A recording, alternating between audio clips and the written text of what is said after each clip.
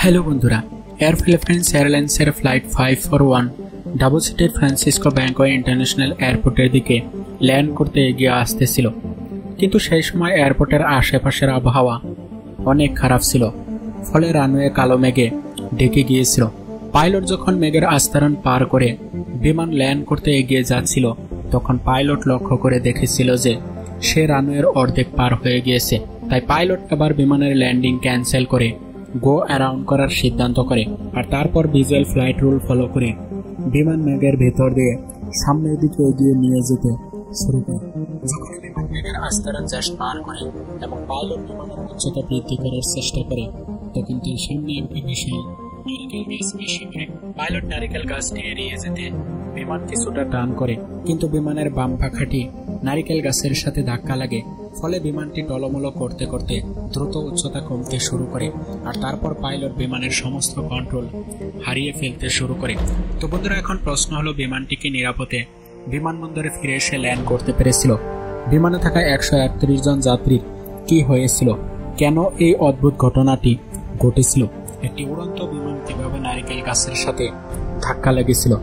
বিমানের পাইলটের কি অভিজ্ঞতার অভাব ছিল, নাকি অন্য কোনো কারণ ছিল? তো বন্ধুরা, এসব প্রশ্নের উত্তর সম্পূর্ণ জানতে হলে আমার সাথে ভিডিওর শেষ অবধি অবশ্যই থাকবেন।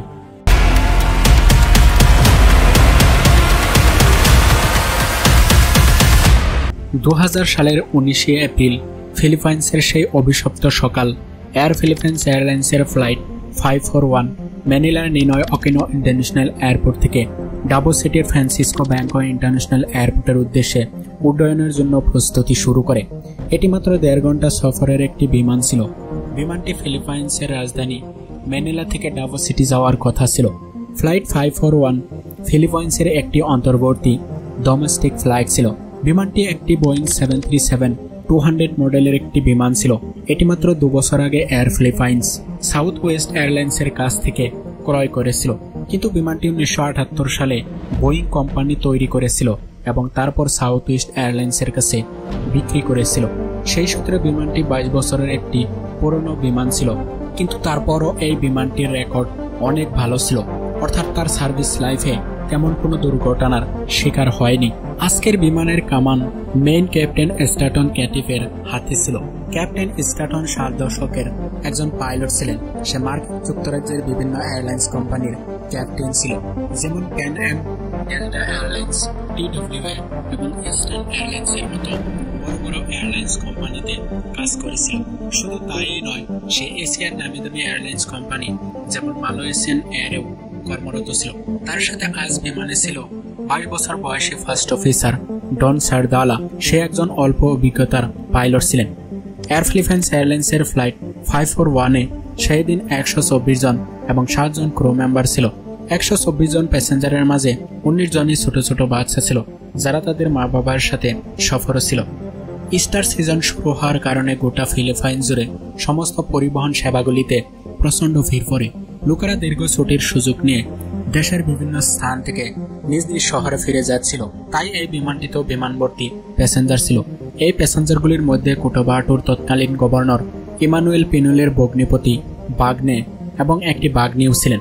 যাই হোক, এয়ার ফিলিপাইন্স এয়ারলাইন্সের ফ্লাইট 541 সকাল 5:30 ম্যানিলার নিনয় অকিনো ইন্টারন্যাশনাল এয়ারপোর্ট থেকে ডাবো সিটির উদ্দেশ্যে যাত্রা শুরু করে। বিমানটি বিমানবন্দর থেকে সুন্দরভাবে টেক অফ করে এবং কয়েক মিনিটের মধ্যেই তার ক্রসিং অ্যালটিটিউড 31,000 ফুট উচ্চতায় পৌঁছে যায়।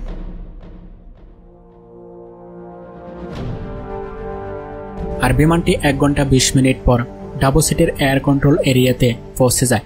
ডাবো সিটি এয়ার কন্ট্রোল এরিয়াতে পৌঁছানোর কিছুক্ষণ পর বিমান ইনিশিয়াল ফিক্স পয়েন্টে পৌঁছে ডিসেন্ডিং করতে শুরু করে, কিন্তু সেই দিন ডাবো সিটির এরিয়াতে আবহাওয়া অনেক খারাপ ছিল। চারদিকে কালো মেঘ দিয়ে ঢেকে গিয়েছিল। তবু এই পরিস্থিতি মোকাবেলা করে ফ্লাইট 541 কালো মেঘ পেরিয়ে এয়ারপোর্টের দিকে দ্রুত এগোচ্ছিল। পাইলট তার উইন্ড স্ক্রিনে শুধু অন্ধকার আর অন্ধকারই দেখেছিল। এভাবেই বিমান সামনের দিকে এগিয়ে নিয়ে যাওয়া হচ্ছিল। পাইলট এবার কালো মেঘ পার হওয়ার পর লক্ষ্য করে দেখে যে এখনো রানওয়ে স্পষ্ট দেখা যাচ্ছে না, কিন্তু তখন সে রানওয়ে থেকে অনেক এগিয়ে এসে পড়েছে। পাইলট এবার এটিসি কে কল করে বলে যে সে অ্যাপ্রোচ মিস করে ফেলেছে অর্থাৎ বিমান আর ল্যান্ডিং করা সম্ভব নয়। তাই বিমানের ল্যান্ডিং প্রসেস ক্যান্সেল করে আবার ঘুরিয়ে নিয়ে এসে রিল্যান্ডিং করতে হবে।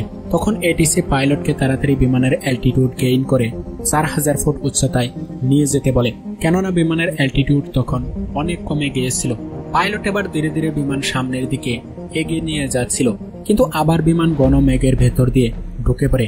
মেঘের ভিতর দিয়ে বিমান কিছুক্ষণ চলার পর ঘন মেঘ যখন শেষ হয়, তখন হঠাৎ করে পাইলট বিমানের সামনে একটি বিশাল নারিকেল গাছ দেখতে পায়। পাইলট নারিকেল গাছটি এড়িয়ে যেতে বিমান উপরে ওঠানোর চেষ্টা শুরু করে, কিন্তু বিমানের বাম পাখা গাছের সাথে ধাক্কা লেগে যায়। ফলে বিমানের অ্যারোডাইনামিক ব্যালেন্স ফেল হয়ে যেতে শুরু করে। পাইলট বিমানটি ব্যালেন্স করতে অনেক চেষ্টা করে, কিন্তু ততক্ষণে অনেক দেরি হয়ে গিয়েছে। আর কিছুক্ষণ পর ম্যামবাগো আইল্যান্ডের সামাল নামের একটি জায়গার নারিকেল বাগানে ক্র্যাশ করে। বিমানটি নারিকেল বাগানে পড়ার সাথে সাথেই আগুন লেগে যায় এবং ধৌ করে আগুন জ্বলতে শুরু করে। বিমানে থাকা সমস্ত 124 জন যাত্রী এবং 7 জন ক্রু সদস্য পুরো ছারখার হয়ে যায়।